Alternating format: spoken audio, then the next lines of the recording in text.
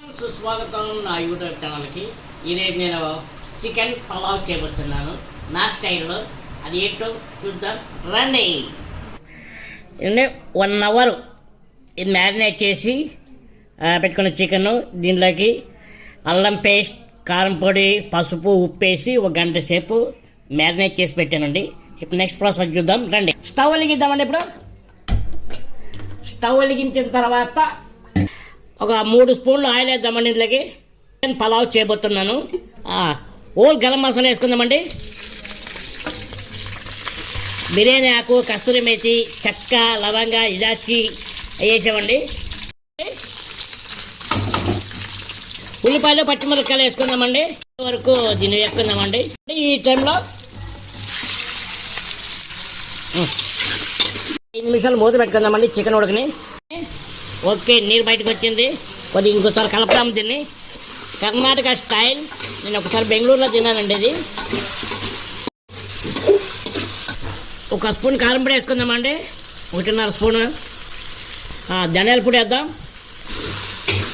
కొద్దిగా నీళ్ళు పోసుకుందామండి. ఉడికే వరకు ఉడకని. ఇది కొద్దిగా చికెన్ ఉడకాలండి. నీరు అది మొత్తం డ్రై అవ్వాలా.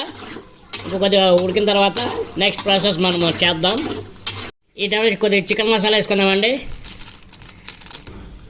కొద్దిగా మటన్ మసాలా వేసుకుందాం. నెక్స్ట్ ప్రాసెస్కి తర్వాత వేయాలి ఇంకోసారి. డ్రై అయిపోయింది చూడండి, బాగా డ్రై అయింది, ఫ్రై అయింది కూడా. నెక్స్ట్ మనం ఇంకా 2-3 పదార్థాలు వేద్దామండి. చిల్లీ సాస్,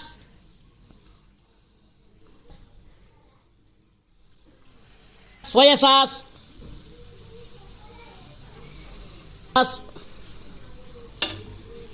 ఇప్పుడు మొత్తం మిక్స్ చేసుకుందామండి. ఇది కొద్దిగా డ్రై అవ్వండి. దీని తర్వాత రైస్ వేసుకుందాం. చికెన్ కలర్ఫుల్గా వచ్చింది. రైస్ వేసుకుందామండి. ఇందులోకి మనకి కావాల్సినంత రైస్ వేసుకుందాం అండి.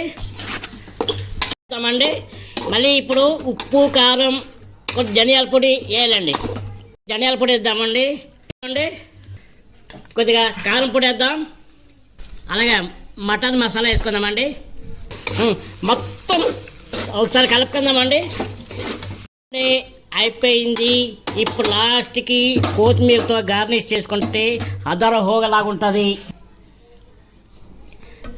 అలాగే మనం తినేటప్పుడు ఇందులో కొద్దిగా నిమ్మకాయ పిండుకొని తింటే చాలా బాగుంటుందండి. వేరే లెవెల్. చికెన్ పలావ్ రెడీ అయిపోయింది.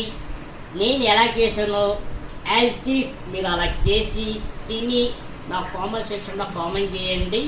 అలాగే నా ఛానల్ని సబ్స్క్రైబ్ చేసుకోండి, లైక్ చేయండి, షేర్ చేయండి. సబ్స్క్రైబ్. బాయ్.